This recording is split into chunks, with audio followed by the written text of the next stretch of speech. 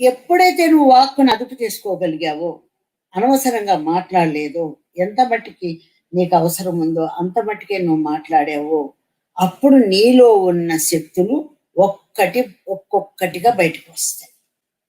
నువ్వు వాక్కును అదుపు చేసుకున్నావు కదా, నువ్వు కరెక్ట్గా మాట్లాడగలవు కదా, ఏది అవసరమో ఏది అనవసరమో తెలుసుకోగలిగావు కదా, అప్పుడు ఇది పర్ఫెక్ట్గా ఉంది, ఇది వెళ్ళి రికార్డ్ అవటానికి మంచి ఏదైతే నువ్వు పర్ఫెక్ట్గా మాట్లాడుతున్నావో చేస్తున్నావో అవి అవి వెళ్ళి ప్రపంచంలో అద్భుతమైన గీతలుగా ఏర్పడతాయి, రికార్డ్ అవుతాయి.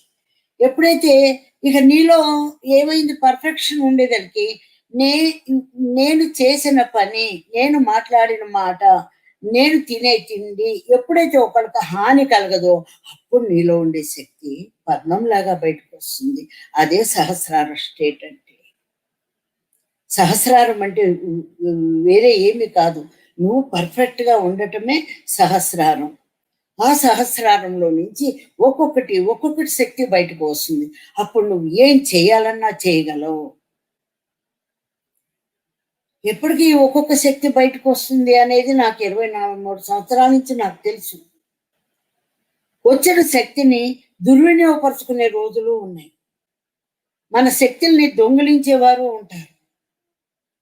అదే కనుక బుద్ధి జ్ఞానం ఉండి ఎక్కువ మాట్లాడకుండా ఏది అవసరం అది మాట్లాడితే ఎవరూ దొంగిలించలేరు, ఎవరూ దాన్ని పాడు చేయలేరు.